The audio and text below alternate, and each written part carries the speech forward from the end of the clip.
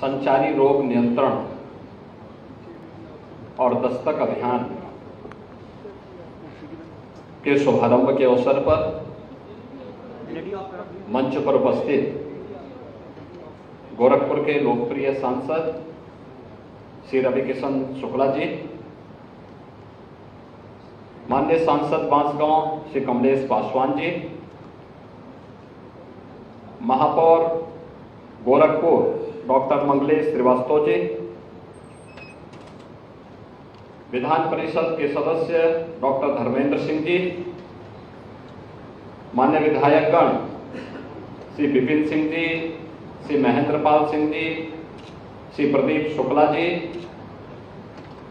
Bharatiya Janata party के जिला के अध्यक्ष युधिष्ठिर सिंह जी, महानगर अध्यक्ष श्री राजेश गुप्ता जी, मेडिकल कॉलेज के प्रधानाचार्य डॉक्टर गणेश प्रसाद जी, गोरखपुर के सभी प्रशासनिक अधिकारीगण, सीएमओ गोरखपुर, स्वास्थ्य विभाग के सभी अधिकारीगण और उपस्थित सभी भाइयों बहनों,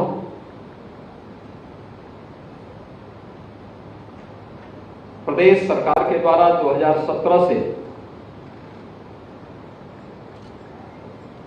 डेंगू, मलेरिया, इंसेफ्लाइटिस, कालाजार, चिकनगुनिया जैसी संचारी रोगों के नियंत्रण के लिए इस एक विशेष अभियान का शुभारंभ आज से 6 वर्ष पहले हुआ था,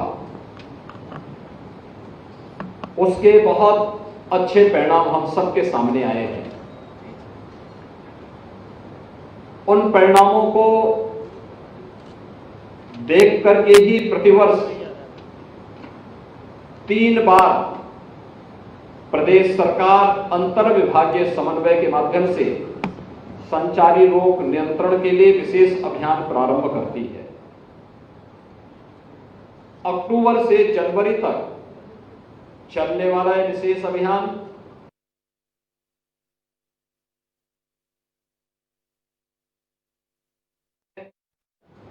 पहले 15 दिन का कार्यक्रम जन जागरण के साथ साथ अंतर विभागीय समन्वय से हर विभाग कन्वर्जन के माध्यम से अपनी अपनी जिम्मेदारियों का निर्वहन करेगा। तो अगले 15 दिन यानी 16 अक्टूबर से 31 अक्टूबर तक का समय एएनएम, आशा कार्यकर्त्री इनके द्वारा घर घर जाकर के दस्तक अभियान के माध्यम से उन सभी घरों में जहां कोई बुखार हो, कोई खांसी हो रही हो, कहीं भी कोई इस प्रकार की शिकायत है, उन लोगों के घर में जाकर के उनकी काउंसलिंग करना, उन्हें हॉस्पिटल तक पहुंचाना और फिर उनके उपचार की उचित व्यवस्था उपलब्ध करवाने का एक विशेष कार्यक्रम जन जागरण का इस दौरान भी चलेगा। हम सब जानते हैं उत्तर प्रदेश देश की आबादी का सबसे बड़ा प्रदेश है और उत्तर प्रदेश के अंदर हमारा एक पूर्वी अंचल इंसेफ्लाइटिस से प्रभावित था। 2017 के पहले स्थिति थी। ये जो बीआरडी मेडिकल कॉलेज आज आप यहां पर देख रहे हैं, इस सीजन में 17 के पहले 500-600 पेशेंट यहां पर हर समय हॉस्पिटल में एडमिट रहते थे। प्रतिवर्ष पूरे प्रदेश में 1200 से 1500 बच्चों की मौत होती थी और अकेले बीआरडी मेडिकल कॉलेज में 500 से 600 बच्चे समय काल कलवित होते थे। इंसेफ्लाइटिस से पूरा क्षेत्र प्रभावित था। तो मध्य यूपी में हम जाते थे, बरेली, बदायूं और उसके आसपास के क्षेत्र में मलेरिया का प्रकोप वहां देखने को मिलता था। हम बुंदेलखंड की तरफ जाते थे तो वहां पे चिकनगुनिया परेशान करता था। तो फिरोजाबाद, आगरा, मथुरा, कानपुर, लखनऊ से लेकर के वाराणसी तक डेंगू का डंक प्रत्येक नागरिक को परेशान करता था। वाराणसी से लेकर के कुशीनगर के इस क्षेत्र में बिहार से सटे हुए इन जनपदों में कालाजार भी देखने को मिलता था। यानी अलग अलग क्षेत्रों में अलग अलग प्रकार की ये विषाणु जनित बीमारियां वहां पर आम जनजीवन को प्रभावित करने के साथ साथ व्यवस्था को चुनौती देती थी। लेकिन जब अंतर विभागीय समन्वय हुआ, स्वास्थ्य विभाग को नोडल विभाग बनाया गया, स्वास्थ्य विभाग के साथ नगर विकास विभाग, ग्राम्य और विकास और पंचायती राज विभाग, महिला और बाल विकास विभाग, स्कूली शिक्षा के विभागों को जोड़ करके दिव्यांगजन कल्याण विभाग आदि सभी विभागों को जोड़ करके जब एक कार्यक्रम प्रारंभ हुआ और सबसे कहा गया नगर विकास स्वच्छता के कार्यक्रम को नगरीय क्षेत्रों में, तो ग्रामीण क्षेत्र में यही कार्य पंचायती राज को करना है। शुद्ध पेयजल की आपूर्ति नगरीय क्षेत्र में नगर विकास को करना है, तो ग्रामीण क्षेत्र में ग्राम्य विकास विभाग को इस कार्य को करना है। हर बीमारी की जड़ है कुपोषण, गंदगी या कुपोषण। कुपोषण के खिलाफ महिला और बाल विकास विभाग के माध्यम से एक अभियान चलाना और सभी विभागों ने अपनी जिम्मेदारियों का निर्वहन किया, तो परिणाम आप सबके सामने है। परिणाम आज से 5 वर्ष पहले इसी सीजन में अकेले इस बीआरडी मेडिकल कॉलेज में 500 से 600 इंसेफ्लाइटिस के मरीज होते थे और मृत्यु की संख्या भी लगातार बढ़ती थी। जब ये सीजन 15 नवंबर के बाद समाप्त होता था तब तक 500-600 मौतें हो चुकी होती थी। लेकिन आज मुझे बताते हुए प्रसन्नता है, जापानी इंसेफ्लाइटिस का एक भी पेशेंट आज के दिन पर नहीं है। एक्यूट इंसेफ्लाइटिस से जो मामले आ रहे हैं उसमें हमने दोनों उपाय किए हैं।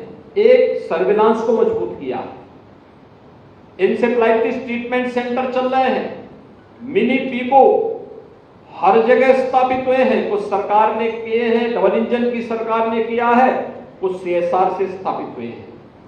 मैन पावर की आपूर्ति वहां की गई है, ट्रेनिंग के कार्यक्रम हुए हैं। सर्विलांस को दस्तक अभियान के माध्यम से घर घर जाकर के एएनएम और आशा वर्कर जाकर के उस हर व्यक्ति को जो किसी बुखार से पीड़ित है या लापरवाही करते थे, उन सभी लोगों को हॉस्पिटल तक पहुंचाने की व्यवस्था की गई। एक तरफ यह अभियान और दूसरी तरफ अगर एक्यूट इंसेफ्लाइटिस के मामले देखने को मिल रहे हैं तो इसका मतलब अभी स्वच्छता के लिए बहुत कुछ करना है। स्वच्छता के इस कार्यक्रम के लिए शुद्ध पेयजल हो, हर घर नल की योजना लागू की जा रही है। देश की सबसे बड़ी योजना है हर घर नल योजना। सभी घर तक शुद्ध पेयजल की आपूर्ति हो।